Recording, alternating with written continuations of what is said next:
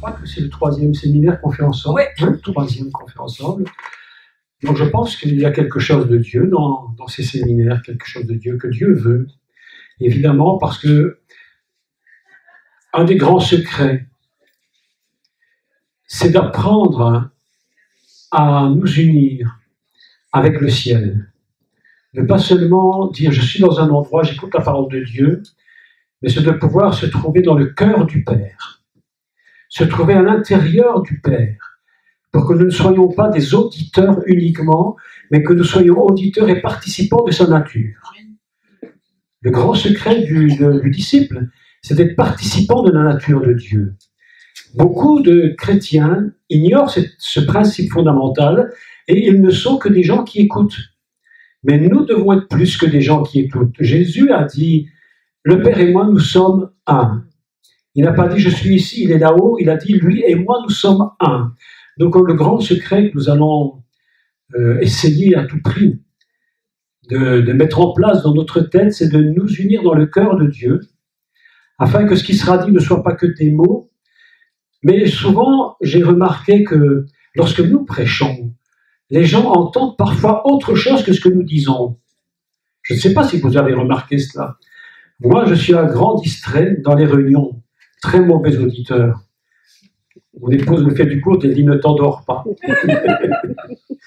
Mais ce qui est extraordinaire, et je crois que vous avez tous vécu cela, c'est que lorsque le prédicateur ou l'enseignant parle, à certains moments, votre esprit est comme s'il quittait la prédication ou l'enseignement, et vous entendez quelque chose que Dieu vous dit au-delà de ça.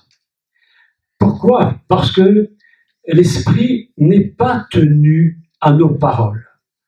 L'esprit de Dieu est libre, et il dit ce qu'il veut dire, quand il veut le dire. Et il peut très bien utiliser des mots, et tout à coup, un mot que vous entendez, une phrase, vous fait penser à quelque chose d'autre, et vous partez dans un voyage. Je ne suis jamais déçu, ou énervé, ou fâché lorsque je vois quelqu'un qui, tout d'un coup, on a l'impression qu'il déconnecte. En fait, souvent, il ne déconnecte pas, mais l'esprit le fait voyager dans un autre monde, le monde de l'esprit. Et il lui dit des choses que lui seul peut entendre. Alors parfois c'est étrange, je ne sais pas si c'est arrivé, Michel, mais parfois les gens me disent « Ah, dans la réunion, vous avez dit ça ». Mais je dis « Mais j'ai jamais dit ça ». Mais si vous l'avez dit, je dis « Je n'ai jamais dit ». Mais ce que tu as entendu était différent, parce que l'Esprit a la capacité de nous transporter là où il veut nous transporter pour nous transformer. C'est-à-dire que être dans le cœur du Père, rentrer à l'intérieur de son cœur, et comme si nous étions à l'intérieur de la centrale nucléaire, à la centrale, dans le cœur même. Ce n'est plus que nous ne nous connectons plus à la prise, mais nous sommes les producteurs nous-mêmes de l'intérieur de Dieu. Et c'est le grand secret. Donc pendant ces 4 jours, nous allons nous efforcer de ne pas être des auditeurs, en plus pas des auditeurs oublieux, évidemment, même si on oublie les 3/4 de ce qui est dit, parce qu'évidemment c'est impossible de tout retenir, mais au moins une chose est vraie. Et je vous l'affirme, vous allez constater que lorsque vous allez rentrer chez vous après 4 jours, vous aurez retenu l'essentiel de ce que Dieu voulait vous dire. Et cette chose-là, vous ne l'oublierez jamais. Vous savez qu'il y a des choses que j'ai entendues lorsque j'avais 10 ans. Aujourd'hui, je peux vous redire les prédications qui ont été faites. Je ne les ai jamais oubliées parce que l'Esprit nous donne la capacité de ne jamais oublier ce qu'il nous dit. Être très prudent. Il faut être comme le prophète Samuel. Il a dit qu'il ne laissait tomber à terre aucune parole que le Seigneur lui avait dit. Est-ce que c'est pas magnifique? Donc, on va commencer aujourd'hui un enseignement qui sera quand même assez long. Il y aura 6 enseignements, c'est long. Et le thème, je l'ai écrit là, vous avez vu, lorsque nous avons discuté avec Michel sur le thème, elle m'a dit qu'est-ce que tu penses, et puis voilà, j'aurais quelques idées, et puis on a décidé, voilà, d'un commun accord que c'était ça le thème, hein, un monde sans père, un monde sans repère. Donc je trouvais que le jeu de mots était amusant déjà pour commencer, et c'est vrai qu'un monde sans père, c'est un monde sans repère. Et vous allez remarquer que la France aujourd'hui n'a plus de père. Amen. Exact. La France n'a plus de père. Et ça fait des années et des siècles qu'ils ont perdu des pères. Et ceux qui croyaient être des pères n'en étant pas, ont mis leurs enfants dans un drame épouvantable. Ils sont obligés de faire toutes sortes de stratégies, de stratagèmes et autres choses pour essayer de conserver, tenez-vous bien, écoutez les termes qu'ils emploient, je l'ai dit parce que je les ai entendus il y a 2 jours, ils essaient de conserver l'unité du pays, et pour ce faire, ils sont prêts à tout et à n'importe quoi. Ils feraient n'importe quoi sans scrupule, et vous savez pourquoi? Simplement parce qu'ils sont dans un monde sans repères. Et pourquoi sont-ils sans repères en France? Parce que la France n'a plus de père. La Belgique, elle a encore un pseudo-père qui s'appelle le roi, on n'a pas encore mis d'or, même si certains essaient de le faire, malgré tout on n'a pas mis d'or. Mais le plus grand drame d'une nation, c'est lorsque une nation n'a plus un père qui le dirige avec un cœur de père. Nous pouvons avoir une nation avec un beau père, mais pas avec un père.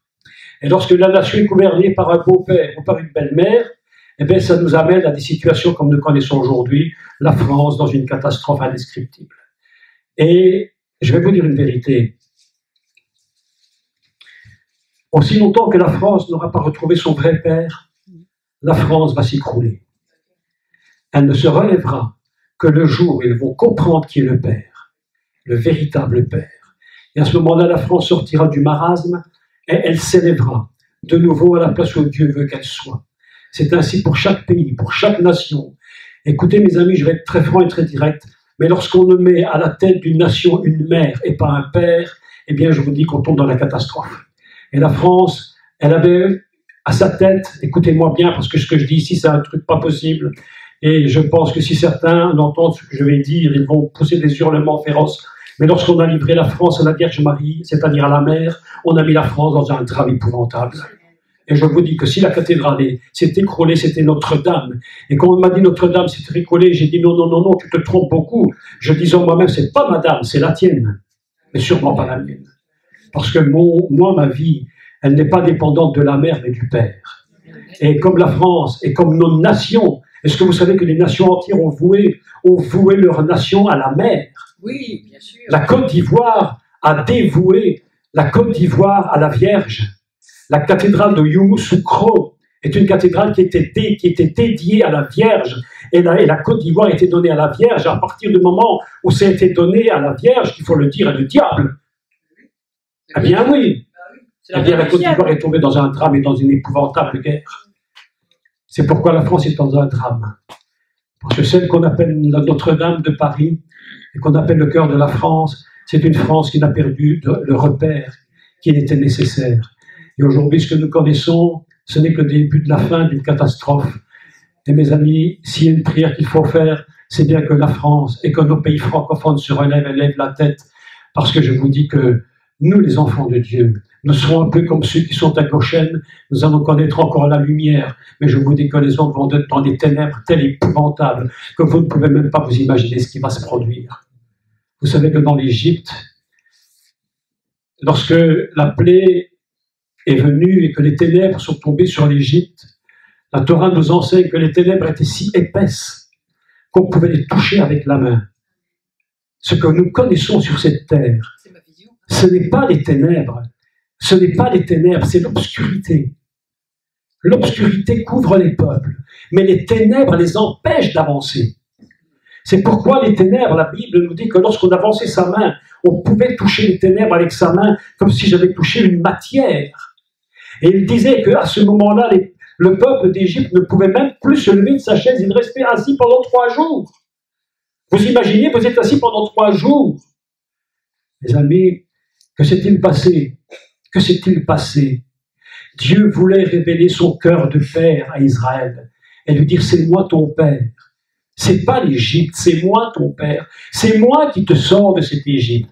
Donc aujourd'hui, le thème que je voudrais aborder, c'est une introduction, évidemment, un premier enseignement, introduction sur un monde sans père, un monde sans repère. Donc nous allons essayer de comprendre quelle est la notion père, parce que la notion du père, selon la pensée de Dieu, n'est pas tout à fait la même que selon la pensée des hommes. Et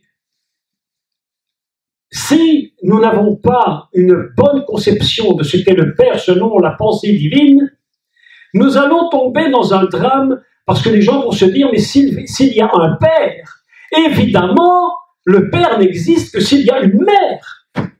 Ah oui, on dit mon père, mais mon père, il faut une mère. Et c'est ainsi que le catholicisme est tombé dans un drame. Ils avaient un père, mais ils n'avaient pas de mère. Alors ils ont trouvé une solution, et ils ont dit, prenons Marie, faisons-en notre mère. Et ainsi ils ont un père et une mère, c'est une catastrophe. Pourquoi? Parce qu'ils n'ont pas compris ce qu'est le principe du Père, selon le cœur de Dieu. Et lorsque le cœur de Dieu est touché de façon injuste, nous tombons dans des catastrophes. Donc je vais expliquer en quelques mots la notion d'abord, avant de parler du Père. Il faut d'abord parler de plusieurs notions différentes. Et une des premières notions, c'est de parler des 3 dimensions divines. Les 3 dimensions divines doivent être absolument comprises dans la pensée de la Torah, dans la pensée juive. D'accord? La première notion, c'est ce qu'on appelle la notion donc de Elohim. La deuxième notion, je les cite dans l'ordre, c'est la notion de l'éternel, qu'on appellera Adonai ou Yahvé ou ce que vous voulez. Et la notion suivante, qui est beaucoup plus complexe, c'est la notion du Père. Et dès le commencement du monde, au commencement où Dieu fait son projet pour le monde, Dieu ne dit pas « je suis le Père ». Il dit « je suis Elohim ». Et la notion d'Elohim dans la Torah, lorsque vous lisez le mot « Dieu », en français, traduit Dieu, c'est toujours la notion de Dieu dans le niveau de sa création. C'est ainsi qu'il y a des textes très surprenants où il dit « Dieu dit » et l'Éternel dit. Et nous ne sommes plus tout à fait dans la même dimension, bien qu'il s'agisse du même, entre guillemets, personnage. Parce que dire personnage, c'est horrible, parce que Dieu n'est pas un personnage, mais évidemment pas, il n'est pas un personnage, c'est pas ça Dieu. Mais on ne sait pas le dire autrement, il faut trouver un mot pour parler de lui. Je suis. Donc, mais si je dis je suis, vous pensez que je vais parler de moi. Alors, je vais dire, Dieu, ce personnage divin, qui est absolument quelque chose d'absolument inimaginable, sa dimension création s'appelle Elohim, sa dimension céleste, éternelle, s'appelle donc Yahvé ou Adonai, et puis alors la dimension la plus surprenante, c'est la dimension du Père. Parce que la dimension du Père, tenez-vous bien, c'est une dimension spéciale. Parce que le Père n'existe que s'il y a une mère. Je ne peux pas dire à quelqu'un « Père » et tu m'as engendré s'il n'y a pas de mère. Donc vous voyez que la notion du Père dans la pensée divine, c'est autre chose. C'est ce que nous allons essayer d'expliquer. Il faut savoir que dès le départ, lorsque Dieu a créé son monde, son univers, pas que le monde, son univers, le ciel, la terre, le premier mot que la Torah utilise, c'est le mot « bara ». Bara est un mot qui signifie « créer ». Mais il faut expliquer que dans la langue hébraïque, une seule racine hébraïque peut produire beaucoup de sens. Et vous allez voir ici, j'ai pris quelques exemples absolument surprenants au sujet d'un mot hébreu qui peut se traduire de plein de façons différentes. Donc la notion de bara, c'est créer. La notion de cette même racine, écoutez-moi bien parce que c'est très important d'expliquer, la notion, je dirais, du féminin au niveau de la création. Quand je dis le niveau féminin, je ne parle pas de madame. Quand je dis le niveau masculin, je ne parle pas de monsieur. Parce que Dieu, le Créateur, n'est ni homme ni femme. Il est ce qu'il est. Néanmoins, il contient en lui 2 dimensions fondamentales, qui c'est ce qu'on appellera au niveau divin, pas humain, divin, le côté qui va engendrer, le côté qui est capable de créer, de semer.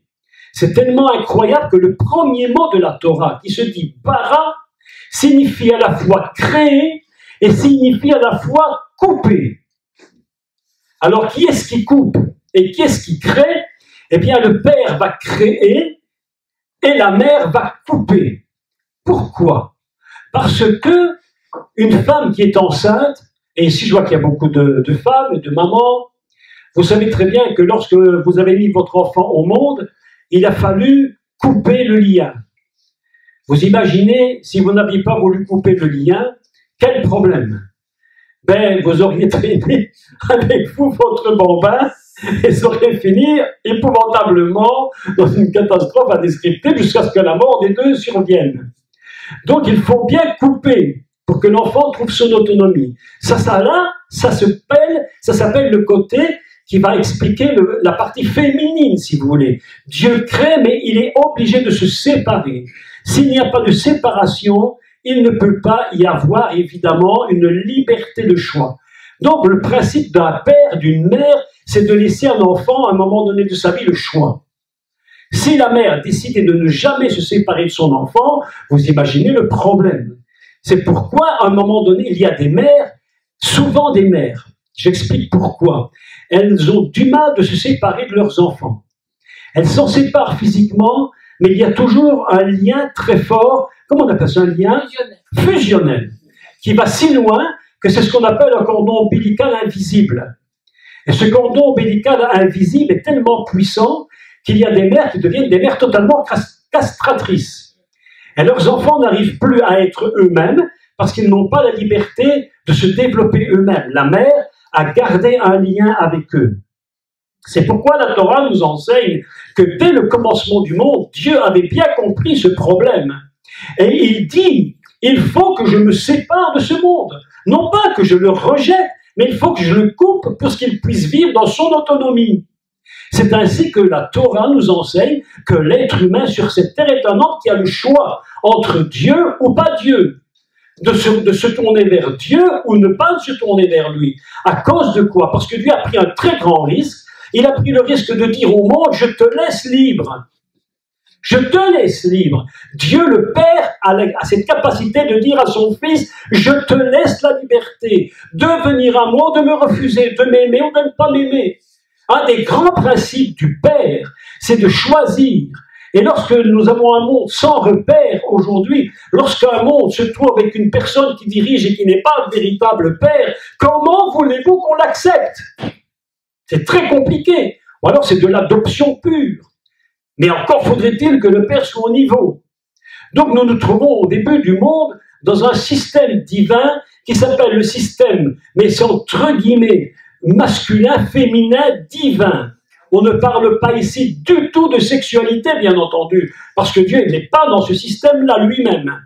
Dieu est seulement celui qui est capable de donner de la semence et celui qui est capable de libérer sa création. C'est très important d'expliquer ça, sinon nous ne comprendrons jamais l'amour de Dieu pour son peuple. Jamais nous n'allons comprendre le verset qui paraît si évident, car Dieu a tant aimé le monde qu'il a donné son Fils unique, afin que quiconque croit en lui ne périsse point, qu'il ait la vie éternelle, autrement dit qu'il choisisse Dieu. Nous pouvons choisir à condition d'être libres de choix. Et Dieu fera tout pour qu'on l'aime, même si les hommes ne l'aiment pas, même si beaucoup le rejettent. Le but de Dieu, c'est de laisser le choix. Lorsqu'on a compris le premier principe, ce premier principe, nous allons comprendre ce que signifie la notion du Père.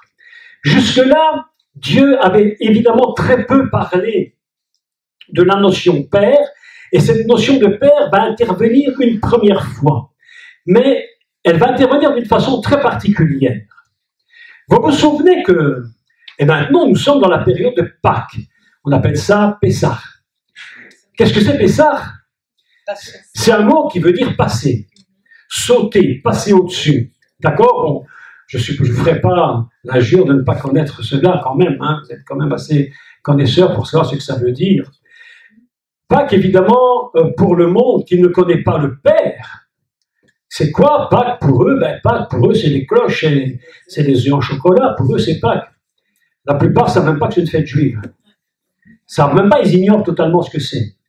Mais c'est à Pâques, à Pessah, que va se révéler la première fois un moment particulier où Dieu va dévoiler qu'il est Père. Comment va-t-il le faire? Parce qu'il ne le dit pas ouvertement. Donc, il y a un texte dans le livre de Exode, donc on appelle ça Shemot, Exode au chapitre 4 et au verset 22, où Dieu va parler de la notion Père, Exode 4, 22. Si vous avez votre Bible, vous pouvez prendre. Hein.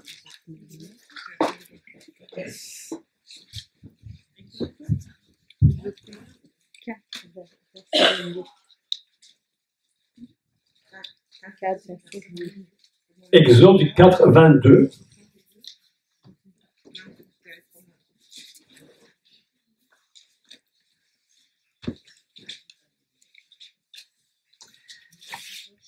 C'est au moment où le peuple d'Israël est encore enfermé dans l'Égypte.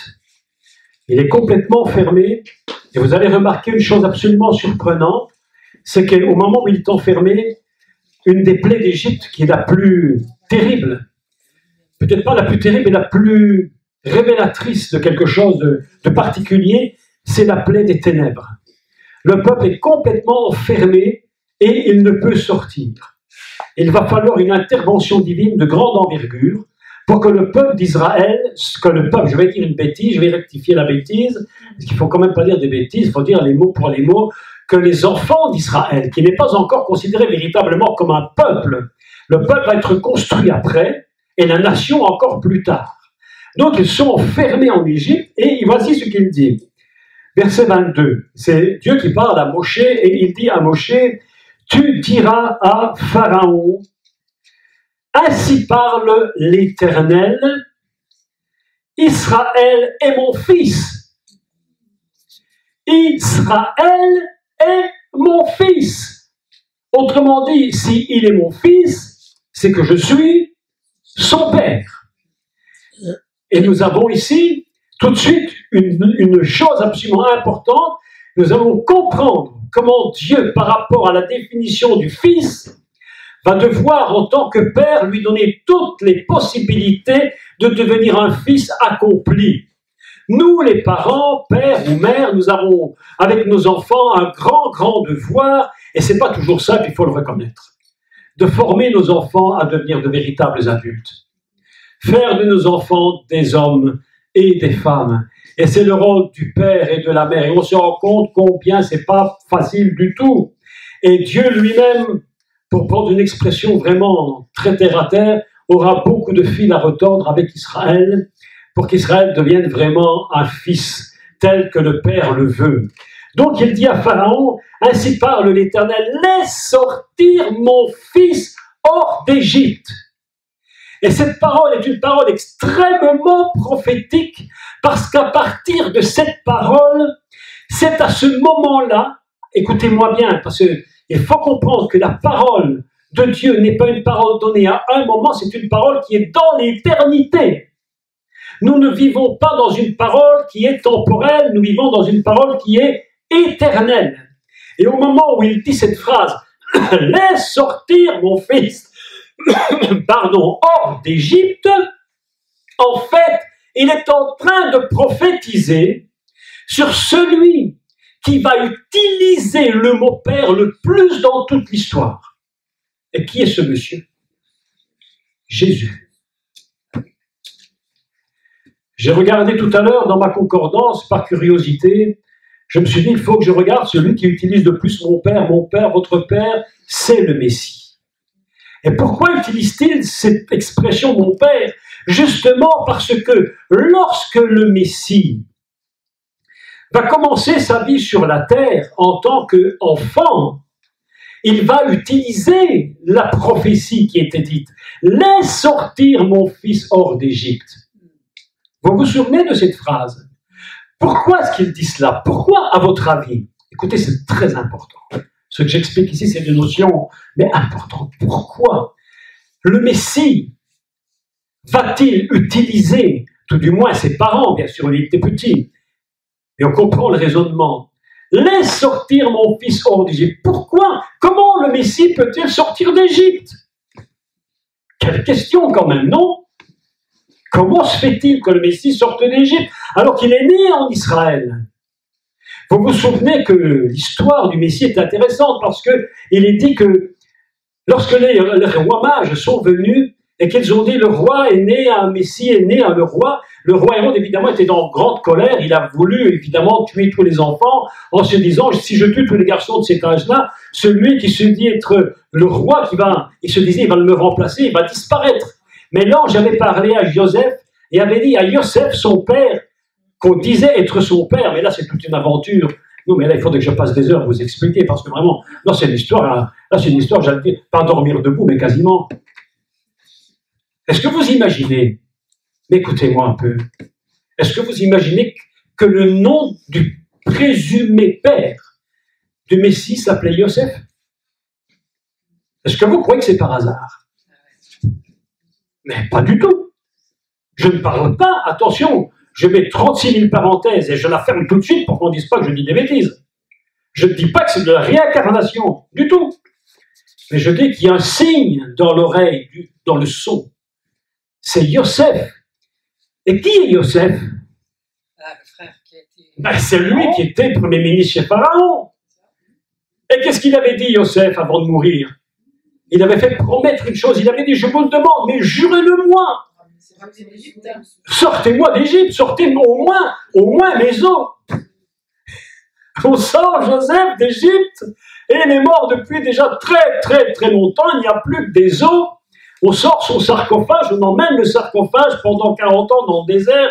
Et puis encore après cela, bien des années, c'est à la fin du livre de Yehoshua, Josué, que simplement on rappelle que Joseph, et qu'on a placé ses os là-bas, et qu'on a placé les os là-bas en Israël. Et voilà que le père, et Joseph porte un nom en Israël, mes amis. Il porte le nom d'une dimension messianique. Il s'appelle le Messie, fils de Joseph, c'est-à-dire le libérateur. Il y a deux types de Messie au niveau de l'expression messianique. C'est Messie, Mashiach ben Yosef, et une Mashiach ben David. Un qui est fils de Joseph, un qui est fils de David, un qui porte le salut et l'autre qui porte la royauté. Fils de David. Si tu es fils, c'est que tu as un père.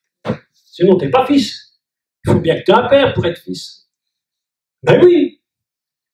Donc, vous voyez que la notion du père est très importante au niveau du Messie. Pourquoi j'explique cela? Parce que lorsque le Messie va sortir, il va être pourchassé. On va partir en Égypte pour se cacher. Et il dit, selon qu'il est écrit, laisse sortir mon fils hors d'Égypte. Voilà que Jésus, le Messie Yeshua, sort d'Égypte. Mais ça alors, ça c'est quelque chose. Il fallait que le Mashiach ressorte d'Égypte en tant que fils. Parce que si la notion fils existe, c'est parce qu'il y a la notion père. Je voudrais vous lire un texte dans Deutéronome 32:6. C'est la première fois dans toute la Torah où Dieu va dire « Je suis père ». Il veut utiliser le mot père. Il va dire « Avira kanecha ». Avira, c'est mon père, celui qui est mon créateur. Avira anecha, kanecha, avira kanecha. Mon père, mon créateur. Dans Deutéronome 32:6, si vous voulez le prendre, Deutéronome 32:6. Je vous dis, on est seulement dans une introduction. Hein. Donc vous n'êtes pas trop inquiets. 32:6. Écoutez ceci.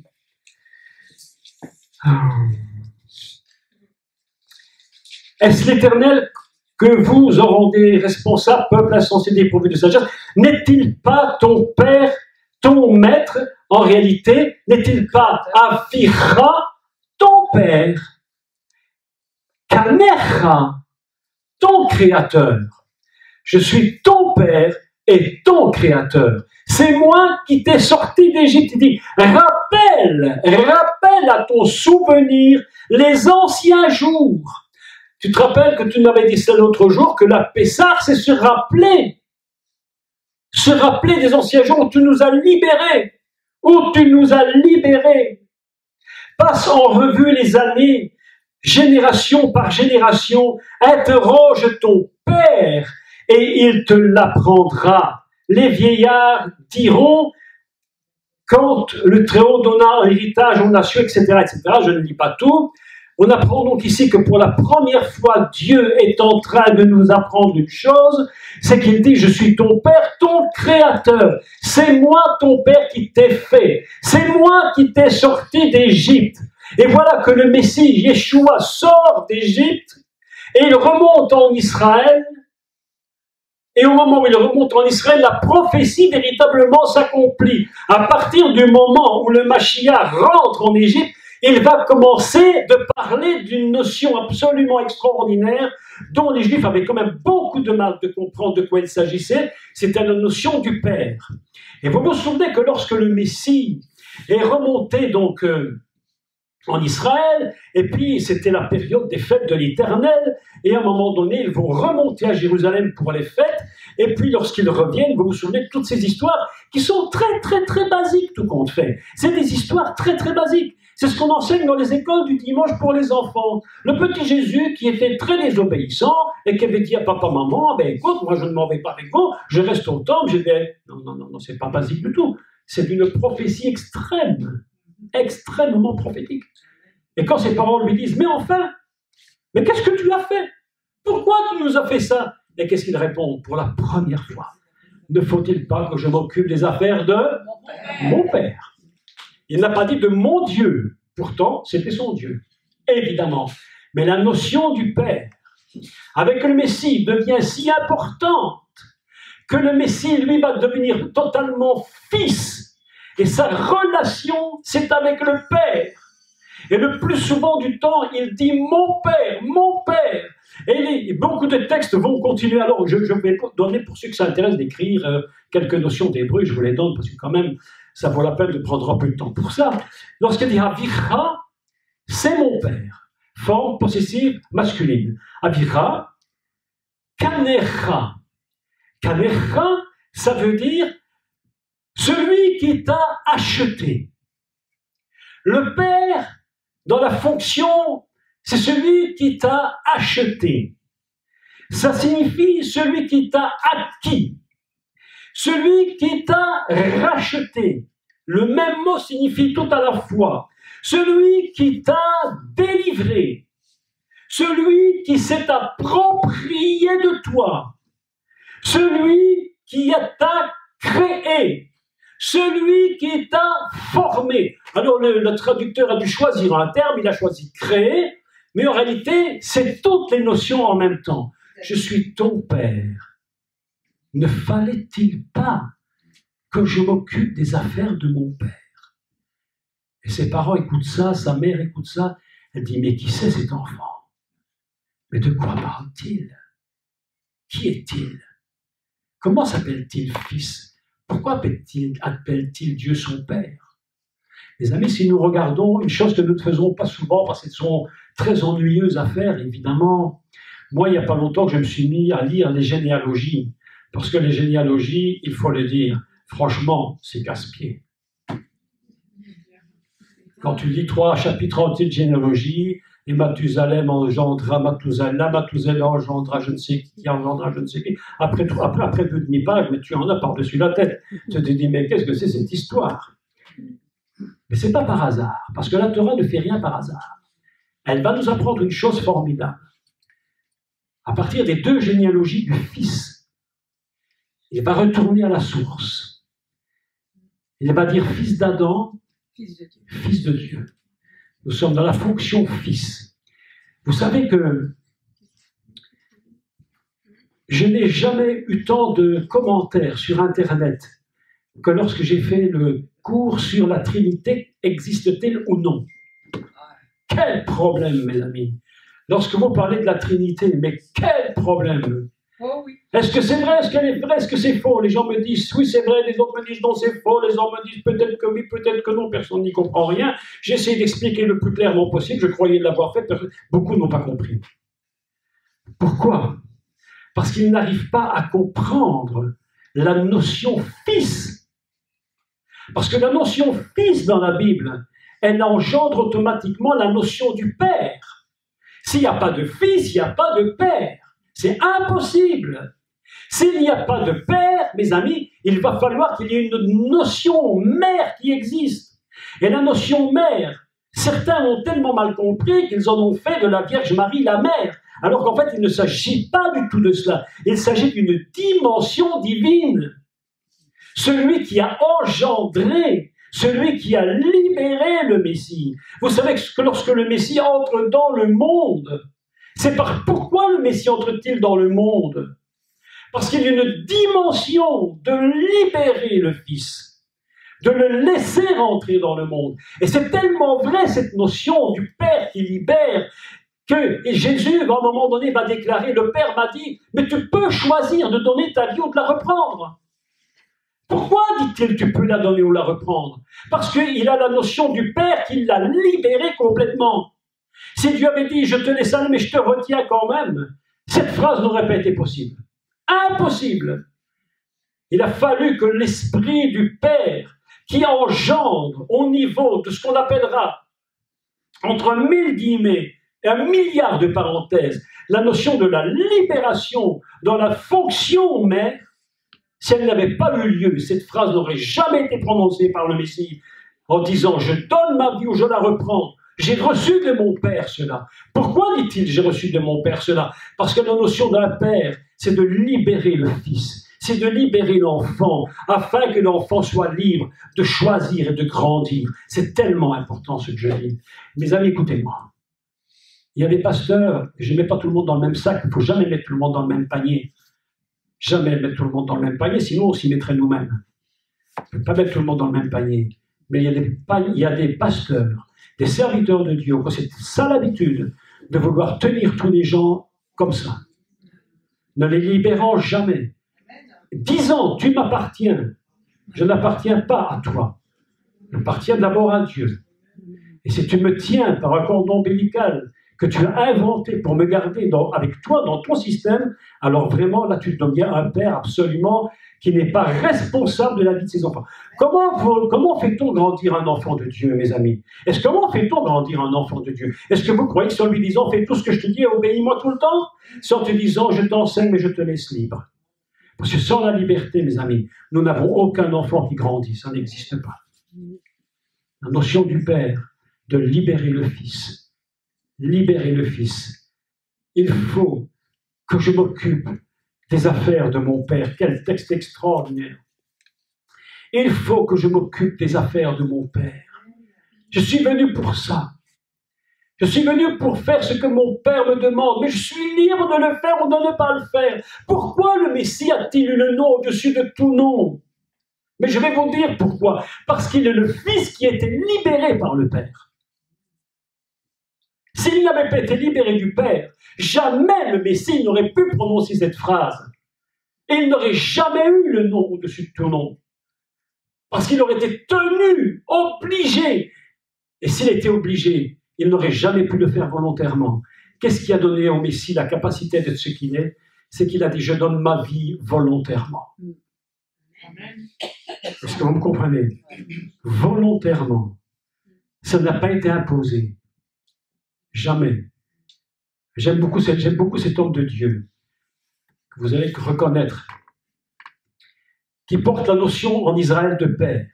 S'il y a un homme qui porte la notion de père en Israël, c'est bien Abraham. On dit Abraham, Avinu, hein? Et Rachel, comment on dit? Rachel, notre mère. Hein? Notre mère, on dit M. Et le père Av. Abraham, Avinu, Abraham, notre père. S'il y a bien quelqu'un qui a une notion de père, c'est bien lui. Les Juifs le savent. Et lorsque Yeshua, lui, il parle, lorsque lui, il a fait la connexion avec le Père, mais qu'est-ce qu'ils comprennent? Qu'est-ce que eux, les Juifs, les religieux comprennent? Lorsqu'il dit mon Père, mon Père, mon Père, mais tout d'un coup, il se rend compte qu'il parle de celui qui crée. Il dit, mais si tu dis Dieu ton Père, mais tu te fais Dieu toi-même. Ils ne supportent pas cela. Alors ils veulent le tuer. Et la Bible nous dit, ne le tuez pas parce qu'il faisait des miracles. Parce que les miracles, tout le monde est content. Si tu es aveugle, demain tu vois, tu es content. Si tu es boiteux, demain tu marches, tout le monde est content. Enfin, tout le monde. J'espère. Mais si tu te fais Dieu toi-même, et une notion du Père très importante, c'est que quand tu penses Père, tu penses égalité. Ceux qui disent mon Père, et qui ne sentent pas l'égalité avec lui, ils n'ont pas compris la relation du Père. Ce qui fait de toi un fils de Dieu, une fille de Dieu, et où tu dis mon Père. Et le Messie va dire une phrase, mais absolument, mais colossale. Il va dire, mon Père est votre Père. Mon Père. Mes amis, écoutez les notions, je voudrais vous expliquer, j'en avais dit quelques mots, bon, je redis. Le ministère de Jésus commence avec quelle notion? La notion mère. Je ne parle pas de Marie, je parle de la notion de mère. Il a dit, la mère était là. Elle dit, faites ce qu'il vous dit. La notion mère. Et comment se termine le ministère de Jésus? Avec la notion père. Il faut que je retourne vers mon Père et votre Père. C'est absolument incroyable. Et lorsque ses disciples viennent près de Jésus, ils lui disent, oh mais Jésus, il dit, Yeshua, écoute-nous, on a un problème, on a un gros problème. On ne sait pas prier. On ne sait pas prier. On est des bons juifs. On est des grands juifs. On va au temple. On fait les mitzvot. On fait tout ce que vous pouvez imaginer. Tout ce qu'un juif fait, on le fait. Mais il nous manque quelque chose que tu ne connais pas. Il dit, on ne sait pas prier. Qu'est-ce que Jésus dit? Ben, je vais vous expliquer. Et il commence sa prière. Notre Père. Il n'a pas dit pourquoi. Il dit, mais pourquoi? Je ne sais pas, moi, il aurait pu dire notre Dieu. Et ça changeait quoi?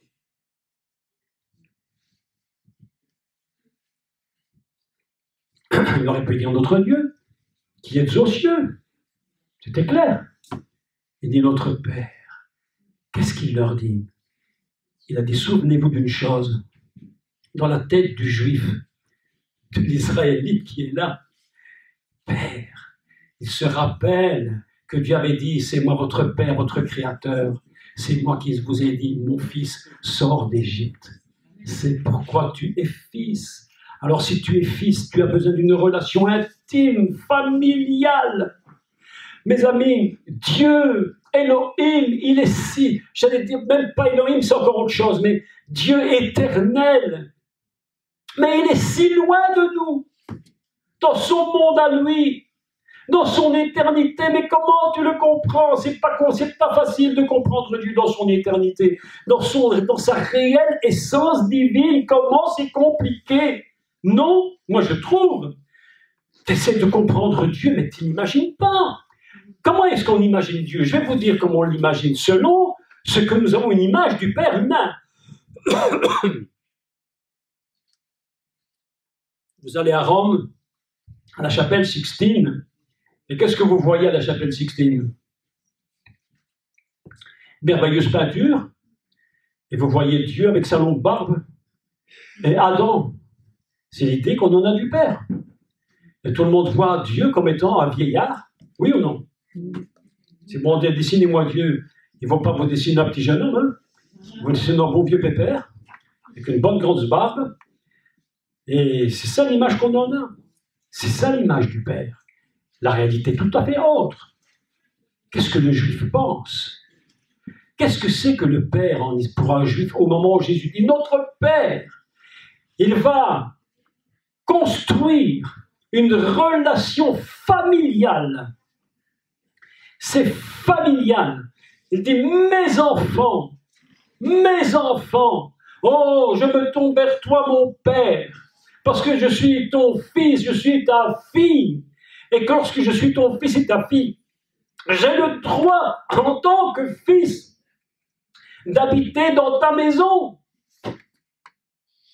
Moi, quand j'ai mon fils ici qui vient chez moi, oh là là là là, il me prend dans ses bras, il me dit pas poulet, il me serre dans ses bras, je suis à la maison. Je dis mais oui, parce que tu es fils. Mais si c'était le facteur qui passe, et qui me dit pas poulet, je dirais oh, il faut te calmer là mon grand, on va porter tes lettres ailleurs. Parce que tu n'es pas mon fils. Oui. Mais si, tu es mon fils, tu rentres dans ma maison. Pourquoi tu es dans ma maison? Écoutez mes amis, le principe du fils, dans la maison de Dieu, dans la maison de Dieu, il n'y a aucun enfant illégitime. Amen. Ça n'existe pas. Au moment où tu rentres dans la maison de Dieu, Michel, tu es légitime. Tu as le droit d'aller partout. Tu as le droit d'aller dans le frigo. Tu as le droit, n'exagère pas, tu as le droit d'aller dans le frigidaire. Tu peux aller dans le jardin, dans le salon. Tu peux allumer la TV. Tu peux écouter la radio. Pourquoi? Parce que tu es dans ma maison. Et dans ma maison, Dieu dit au Fils, il dit au Fils qui était revenu et qui avait quitté le Père. Il quitte le Père et le Fils dit, mais mon Fils, mais tout était à toi. Mais pourquoi tu ne l'as pas pris? Mais tu lui as donné à lui, alors il est revenu, il avait fait le malin, il a été dépensé son héritage. D'abord, c'était Lucien qui faisait ce qu'il voulait, pourquoi tu te plains? Il n'a pas pris ton argent à toi. Vous savez, les chrétiens sont parfois bizarres. Oui. Parfois, les chrétiens sont bizarres. Mais oui, il a dépensé pour acheter une grosse voiture, ne t'occupe pas, c'est pas ton argent, c'est le mien. Pourquoi tu vas râler parce que j'achète une bonne maison, une grosse voiture? Mais c'est mon argent, le tien, c'est le tien. Moi, je n'ai pas pris ton argent. Et le Fils, il est en train de râler. Beaucoup de chrétiens qui râlent sur les autres parce que ce sont dératés et que les autres ont réussi quelque chose. C'est vrai. Oh, oui. C'est vrai. Mes amis, Jésus a dit tout est possible. Amen. Alléluia. Pourquoi? Parce que nous sommes des fils légitimes. Dans la maison de Dieu, ma sœur, tu es légitime. Quand il te voit, il regarde, il dit, ah voilà Julienne qui rentre à la maison. Ah, elle est contente. Dieu dit, ah, ma fille, elle est là. Ah, je suis content. Ah, voilà Michel qui rentre à la maison. Ah, je suis content. Et puis alors après tu râles, ouais, mais je n'ai pas cette Dieu dit, mais tout est à toi, mon fils. Tout est à toi, ma fille. Parce que nous sommes une famille. Oh, je ne sais pas prier, qu'est-ce qu'il faut faire, Et Jésus, quand il leur dit, notre Père, il leur dit, mais mes enfants, vous êtes des fils légitimes. Que votre prière soit fonction de votre légitimité. Il y a des gens qui prient et ne savent pas qu'ils sont légitimes. Je vous dis la vérité, ils prient et ils ne savent pas qu'ils sont des fils et des filles légitimes, alors ils sont en train de mentir. Ils sont comme les témoins de Jéhovah, ils frappent aux portes, toc, toc, toc, toc, toc, toc, toc, toc, toc, toc, ils demandent, mais en général, on leur ferme la porte au nez. Ah oui. Ils sont en train de quémander pour avoir quelques sous-sous dans la poche pour toutes sortes d'œuvres. Pourquoi? Parce qu'ils ne sont pas des fils légitimes. Et dans la maison de Dieu, plein de personnes sont en train de faire les mendicités à Dieu parce qu'ils ne savent pas qu'ils sont fils ou filles de Dieu, parce qu'ils ne savent pas qu'ils ont un Père et que la notion du Père leur échappe complètement. Si tu as la notion d'un Dieu d'éternité, c'est très difficile de lui parler parce qu'il est trop élevé. Comment tu peux t'adresser à l'Éternel? Tu ne sais même pas comment il est, mais il va réduire l'expression et il va dire, Israël, laisse sortir mon fils. Alors tu dis, oh papa. Au moment où tu dis, oh mon papa, tu m'aimes tant? Et Dieu te dit, je suis éternel, ne t'occupe pas de ça pour l'instant, écoute, je t'appelle, appelle-moi papa. Ça me suffira. Éternel, mon Père. C'est pourquoi il dit ici dans ce texte, Avira Kanecha, je suis l'Éternel, ton Créateur, celui qui t'est sorti, ton papa qui t'aime. C'est ça la merveille de l'Église. C'est ça que Jésus comprend. Jésus sait qui est le Père, il sait qui est son Père. Il m'a donné la liberté, mais moi je l'aime tellement que je suis un homme formidable. Je suis capable de faire avant qu'il me le demande quelque chose. Je vous parlais tantôt d'Abraham, puis ça m'a échappé, maintenant ça me revient. Hein, on fait un peu de rétropédalage, on va un peu dans tous les sens, vous m'excusez. Mais voilà que Abraham, c'était un personnage extraordinaire. Tout le monde l'appelait Abraham Avinu, Abraham notre père. Mais Abraham Avinu, il avait une capacité absolument formidable. Il avait la capacité de faire avant même que Dieu lui demande. Parce qu'il savait la volonté de Dieu. Et avant même que Dieu lui dise, Abraham, tu dois faire, Abraham l'avait déjà fait tellement il connaissait le cœur du Père. Il est dit de Noé qu'il marchait avec Dieu. Il est dit d'Abraham qu'il marchait devant Dieu. Ah, c'est pas la même chose. Noé marchait avec Dieu, ce qui est déjà en soi extraordinaire. Si tout le monde marchait avec Dieu, on serait déjà content, non?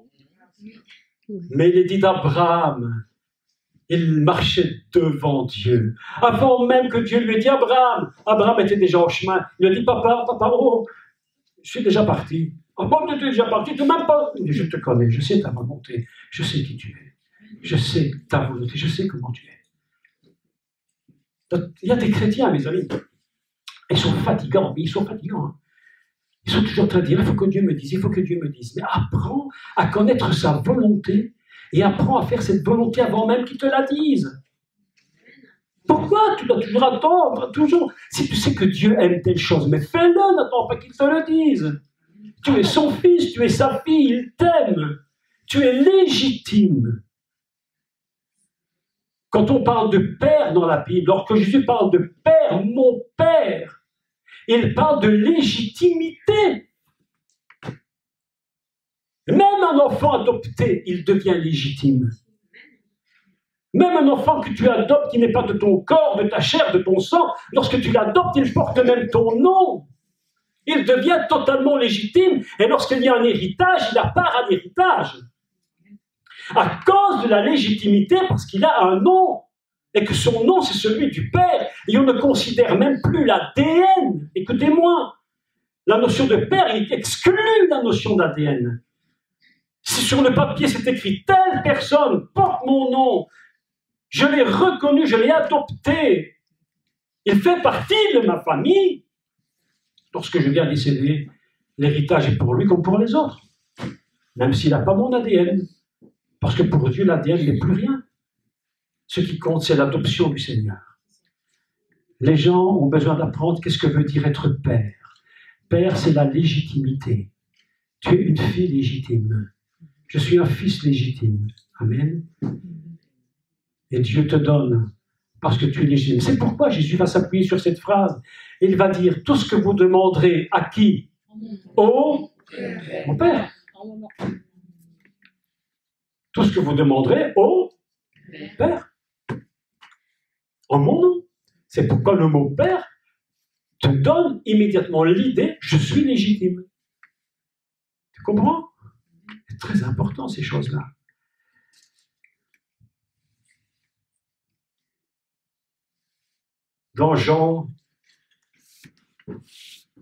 Dans Luc 2, 49, je vous donne les références. Je vous rappelle ces phrases du Messie. Tout enfant, Jésus a 12 ans.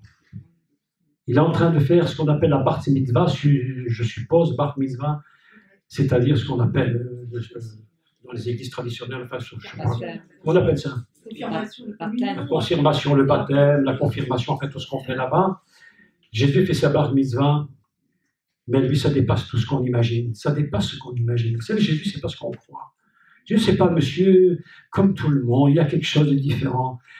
Michel, j'ai pensé à quelque chose. Je te dis, je pense qu'on devrait faire un grand séminaire qui serait consacré à qui est le Messie. Qui est le Messie? Parce que je vous assure que beaucoup de chrétiens ignorent qui il est. Ils voient monsieur tout le monde, mais ils ne savent pas qui il est. Mes amis, lorsque Jésus a 12 ans est au temple, il discute avec les docteurs de la loi, avec les scribes, des gens extrêmement érudits. Et tout le monde l'écoutait, personne ne pouvait lui résister, c'était extraordinaire. Ah, cette phrase est belle, elle est belle. Il ne faut-il pas que je m'occupe des affaires de mon papa? Mon papa. Et sa mère, la Bible dit, sa maman écoutait avec beaucoup d'intérêt. Elle disait, cet enfant n'est pas comme tout le monde. Il a quelque chose. Ah là là là là là. Ah, Jésus, vraiment. Jésus, vraiment. Moi, parfois, je pense à Jésus, je dis quand même, t'es quand même extraordinaire. Et je lui dis souvent, mais révèle-moi qui tu es, parce que je ne te connais pas trop bien. J'aimerais te connaître vraiment. Comment tu fonctionnes? Comment est ton ministère? Pourquoi tu es fils? Pourquoi tu es arrivé à ce niveau spirituel? Jésus savait une chose en tout cas, c'était sa légitimité. Sa légitimité. Le peuple juif, souvent, l'a ignoré. Et pourtant, Dieu aimait son peuple. Il l'a appelé mon fils, mon premier-né. Vous savez, quand on a un fils premier-né, c'est quelque chose. Hein? Oui, bien sûr. Quand on a un fils vient, le premier enfant qu'on a, c'est quelque chose. Hein? Le deuxième aussi. Le troisième, ça devient habituel. Quand on arrive au 30e, ça commence à être banal. Non, on dit, je voudrais une fille. Ah oui, oui. Mais même si c'est une fille, au 30e, ça devient banal. Mais le premier, le Béror, Celui qui a droit à tout l'héritage. Oh, aïe, aïe, aïe. Est-ce que vous savez, mes amis, est-ce que vous savez que la notion du Père fait de nous tous des premiers-nés? Il est le premier-né des frères, nous dit la Bible. C'est pas par hasard. Et comme il est le premier-né des frères, il y a un problème qui se pose. Mais s'il est le premier des frères, ceux qui suivent ne sont pas les premiers. Alors il dit non, on va résoudre ce problème autrement. Dieu va résoudre le problème autrement. On va trouver une solution. Je vais tous vous prendre, je vais tous vous mettre en lui. Je vais tous vous mettre en lui. Alors je vais vous dire une chose. Écoute-moi, je vais te dire quelque chose. Quand Dieu te regarde, quand le Père te regarde, qui voit-il? Le Messie. Amen. Le Fils. On ne peut pas dissocier la notion Père de la notion Fils. On ne peut pas, c'est impossible. La notion du Père est une notion extraordinaire, parce que le Père, en hébreu, se dit Av. Vous marquez quelque chose au tableau. Av s'écrit comme ceci. En hébreu, vous allez voir. F s'écrit comme ceci. Av. Dans le mot Av, écrit en français, le mot Av, on a la première lettre qui est la première lettre du nom divin, qui représente l'unité céleste, l'unité, le A. La deuxième, c'est Bet, c'est celui qui construit la maison. Oui, Bet. Celui qui construit la maison. D'accord? Qu'est-ce que c'est un père? Qu'est-ce que c'est un père? C'est un homme qui bâtit sa maison. Si le père ne bâtit pas sa maison, la maison s'écroule. Ce n'est pas un père. C'est pourquoi je vous disais au début de ce cours que la France n'a plus de père. La maison n'est plus bâtie. La maison est rustinée. Ça ne se dit pas. Hein? On a mis des rustines dans tous les coins. Le bateau coule. Le bateau coule. On met des rustines. Mais un père ne met pas de rustines. Un père, il bâtit. C'est un bâtisseur. La notion de maître, c'est écrit comme ceci.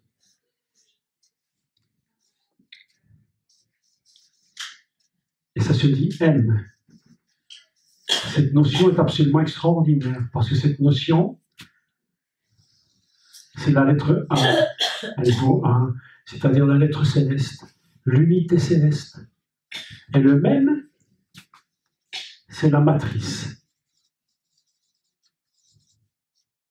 La matrice. La lettre du Mashiach. Maïm de l'eau. Mashiach. Av, Hem.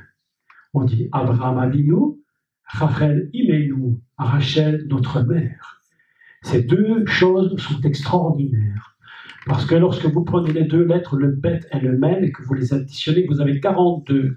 Et 42, c'est un chiffre qui se réduit à 6. 4 et 2. Et c'est quoi 6? 6, c'est le chiffre de l'homme, lorsqu'il arrive sur la terre. Sans le Père et la Mère, sans ces deux notions divines, il n'y a pas d'humanité. C'est impossible. L'humanité n'existe que par les deux notions fondamentales de Père et de Mère. Donc le Messie, il est libéré du ciel par la notion féminine qui va lui donner de quitter ce lieu céleste pour venir ici-bas. La notion Père le libère complètement. Et elle va commencer de construire. Elle dit, ne faut-il pas que je m'occupe des affaires de mon Père? Extraordinaire texte. Et Jésus appelait Dieu son propre Père. Et personne, beaucoup ne le comprenaient pas, ça les agaçait profondément. Parce que celui qui appelle Dieu son Père, il est de la même nature que lui. Mes amis, le grand problème que nous avons, nous tous, c'est de toujours nous tenir dans cette idée. Tel il est, tel je suis. Tel il est, mes amis, tel nous sommes. Comme c'est difficile, n'est-ce pas, de penser comme moi, je suis de la même nature que Dieu. Tel il est, tel je suis. Et pourtant, c'est lui qui le dit. Le secret du croyant, pour qu'il grandisse véritablement dans sa vie chrétienne, c'est de se tenir sur cette notion-là. tel il est, tel je suis. Sinon, nous allons nous battre hors de la matrice. Vous savez, un des problèmes, un des grands problèmes du croyant, c'est de se construire hors de la matrice. C'est lorsque les chrétiens se mettent comme s'ils étaient hors de la nature divine. Et ils essaient, par leurs efforts, de ressembler à ce qu'ils regardent. Mais nous ne sommes pas là pour ça. Nous nous construisons à l'intérieur de la matrice. Nous nous construisons à l'intérieur de Dieu. C'est à l'intérieur que nous nous construisons. Aucun enfant ne peut être conçu et devenir un enfant qui va naître si ce n'est pas à l'intérieur de la matrice. Oui ou non? Toutes les mères savent très bien que leur enfant, elles l'ont porté en elles. Tu ne sais pas avoir un enfant si tu ne le portes pas en toi. C'est pourquoi le secret de grandir dans le Seigneur, c'est de grandir en nous tenant toujours à l'intérieur du Père. Mon Père et moi, nous sommes un. Et puis il va terminer la dernière prière du Messie. D'ailleurs, cette dernière intervention est assez surprenante. D'ailleurs, c'est une prière absolument mais extraordinaire, si je peux la... Cette dernière phrase de Jean, chapitre 17, est absolument extraordinaire. C'est des paroles qui dépassent absolument l'imagination. L'imagination. Ce texte de Jean 17, mais vraiment, il faudrait le repenser dans tous les sens. Je prends 17,6. Je prends ça et je lis. J'ai fait connaître ton nom aux hommes, que tu m'as donné du milieu du monde. Je leur ai fait connaître ton nom. C'est-à-dire, quel est le nom de Dieu? Quel est son nom? Ah, voilà la question. Mais le nom de Dieu, Moïse posait la même question. Quel est ton nom? Il n'a pas dit quel est ton prénom. Il n'a pas dit je leur ai fait connaître ton prénom. Non, il dit je leur ai fait connaître ce que tu es toi. Je leur ai fait connaître ta nature. Le nom de Dieu, c'est sa nature profonde. C'est ça, et encore quand tu dis ça, c'est plus encore. C'est sa nature de Dieu. Je t'ai fait connaître ta nature aux hommes que tu m'as donnés du milieu du monde. Il était à toi et tu me les as donnés. Quel paix incroyable, incroyable. Et ils ont gardé ta parole. Je passe et je passe, que tout le monde n'en sortirait plus. Écoutez le texte, verset 11. Je ne suis plus dans le monde. C'est incroyable. Je ne suis plus dans le monde. Pourtant, il y était bien. Mais qu'est-ce qu'il nous raconte? Et mes amis, écoutez-moi. Si vous me regardez, vous voyez un homme assis sur une chaise derrière une table, qui papote derrière un micro. Mais je vais vous dire une vérité. Mais prenez-la bien, écoutez-la bien. L'homme que vous voyez devant vous n'est pas de ce monde. Je ne suis pas d'ici. Je ne suis pas d'ici. Je fonctionne ici, mais je ne suis pas d'ici. Je ne suis pas de ce monde. Je suis de là-haut. Amen. Et là-haut, c'est ici. Amen. Là-haut, c'est ici. Je ne suis pas de ce monde. Et ils sont dans le monde. C'est extraordinaire. Texte incroyable. C'est absolument incroyable. Je ne suis plus de ce monde, mais ils sont dans le monde. Il y a quelque chose qui est étrange quand même, non? Et je vais à toi. Oh là là là là, je vais à toi. Père Saint, Père. Il aurait pu dire Dieu, mais il dit Père. Parce que la relation avec le Fils est tellement une relation de famille, une relation de légitimité et d'amour, une relation de totale fusion avec lui. Oh, mon Père, je vais au papa, je retourne à la maison, J'aimais bien cette phrase de Billy Graham dans ces vieux jours. On lui disait, comment tu vas, Billy? Il répondait, oh, je retourne à la maison. Ah, je retourne voir papa, je retourne voir mon papa. Mes amis, c'est triste de perdre ce qu'on aime, Mais quand tu comprends que la mort pour Dieu n'est pas la même vision que pour nous, je te dis que tu retournes dans la matrice. Amen. Et quand tu retournes dans la matrice, tu ressuscites. Parce que c'est la matrice qui te construit de nouveau. Alors un jour, il faudrait que je vous parle de la mort et vous dire, écoutez, il faut que Dieu ne voit pas la mort comme nous. Bref, je continue. Père Saint, garde-les en ton nom, pas dans ton prénom. Pas dans ton prénom, mais dans ton nom. Écoutez, mais attendez, mais c'est trop fort, mais je ne sais pas si vous pesez les poids des mots. Si vous pèse le poids des mots. Père Saint, garde-les en ton nom que tu m'as donné. Ça, c'est la légitimité. Il nous adopte, il nous donne son nom, afin qu'il soit un comme nous.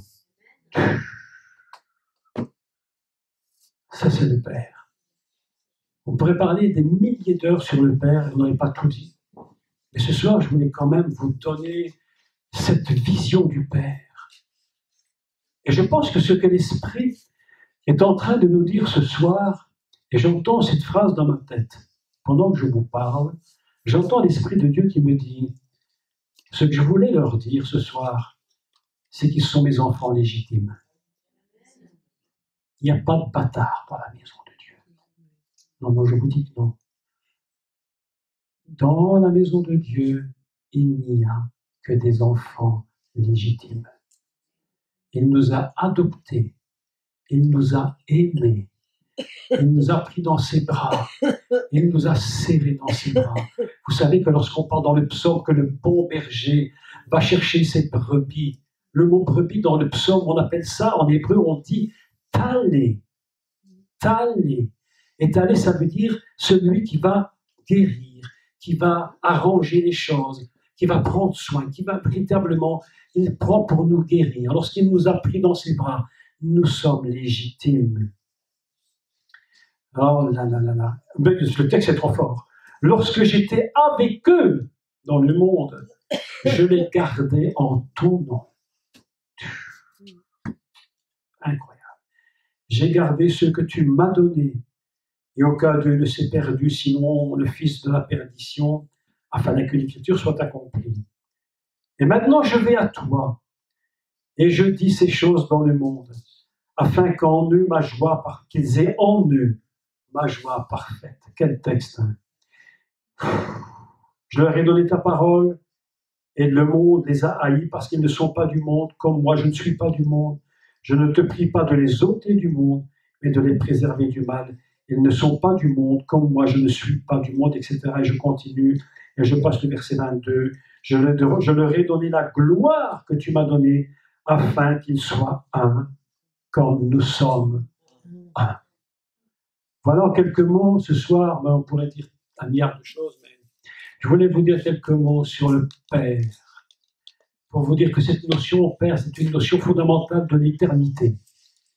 Ce n'est pas une notion seulement humaine, mais c'est une notion divine céleste. À cause de cette notion divine céleste, nous atteignons quelque chose de tout à fait différent. Nous rentrons dans une dimension exceptionnelle. Et ce soir, nous allons nous tenir ensemble pendant tout ce week-end dans un seul but et une seule idée. Nous sommes enfermés en lui. Nous ne sommes pas des auditeurs hors de lui, mais nous sommes des gens qui sont construits en lui. Et c'est toute la différence. Et je vous dis que lorsque vous allez sortir d'ici, dans 4 jours, vous allez voir que vous aurez complètement changé. Amen. Vous n'allez plus être les mêmes. Alléluia. Ça ne sert à rien de dire aux gens, vous ne serez plus jamais les mêmes. Vous ne serez plus jamais les mêmes. Ben, ils retournent, ils sont toujours les mêmes. Vous ne serez plus jamais les mêmes. Criez, tout le monde crie, je ne sont plus les mêmes. Ils ressortent, ils ont les mêmes vices, les mêmes problèmes. Parce qu'ils ont écouté de l'extérieur. Mais lorsque tu es construit de l'intérieur, de la matrice, tu ne peux être comme le Père. Amen. Merci à tous de m'avoir écouté. Et que Dieu vous bénisse. Et shalom, shalom, shalom à tous. Alléluia. Que Dieu vous bénisse tous. Merci.